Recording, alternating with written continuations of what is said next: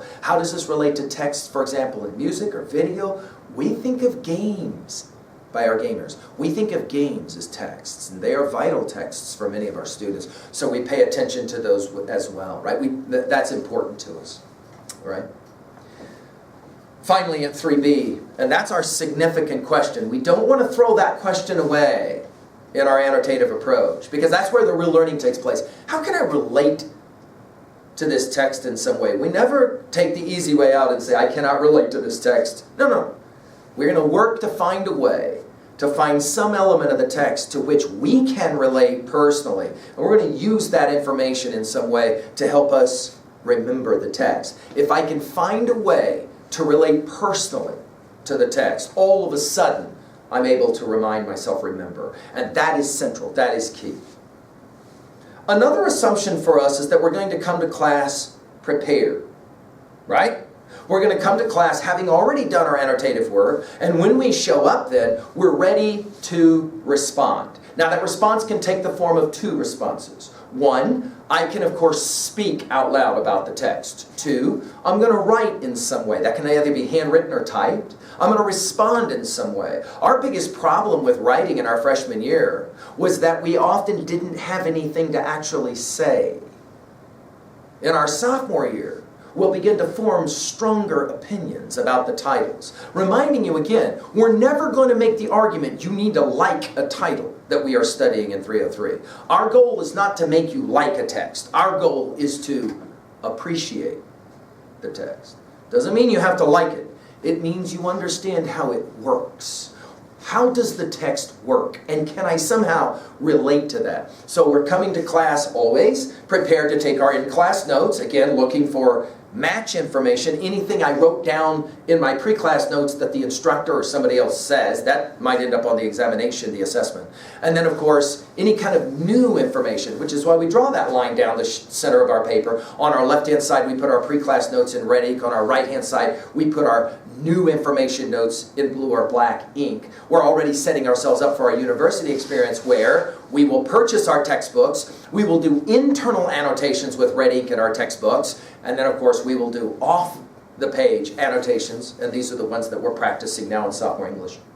Of course, this is huge. Let's write it down. In our sophomore year, it finally occurs to us. While it happened in our freshman year, it finally occurs to us that the sophomore year prepares us for all of the assessment, all of the testing. I once had a great ball player that said, "Man, I hate tests." I said, "No, you don't." He said, "No, I do. I really hate them." I said, "No, you don't." Can you imagine practicing day after day after day for football and never actually having a football game? Practicing volleyball day after day after day, but never actually having a volleyball game.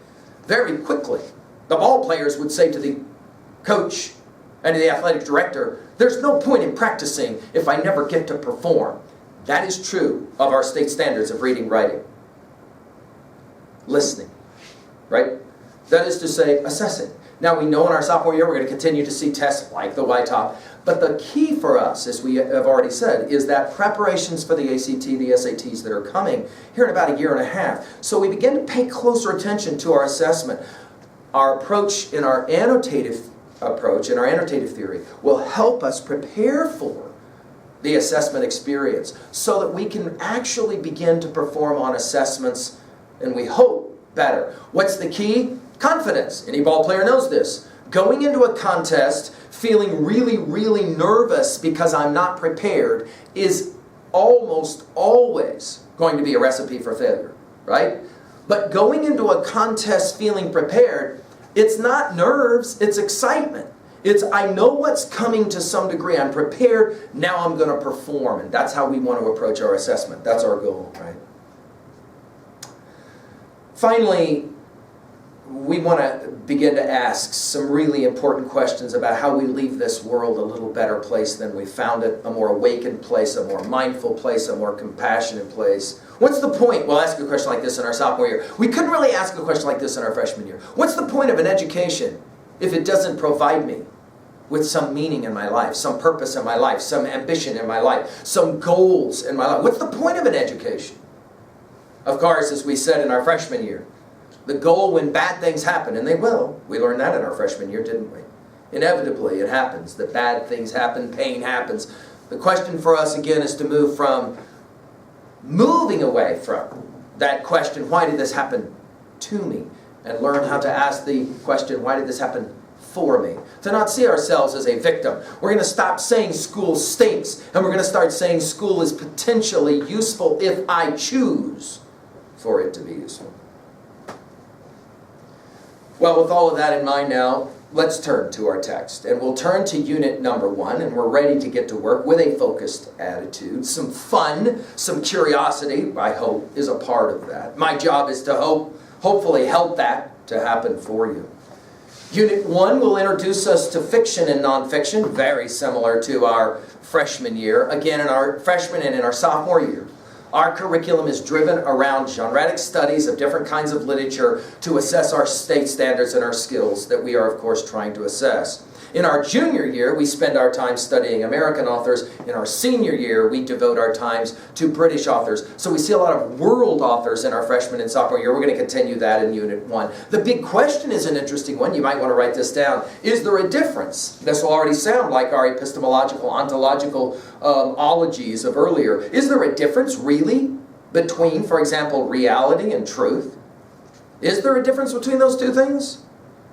That'll be our big question from Unit 1. As you open up page 1 of Volume A then, I welcome you to your sophomore year.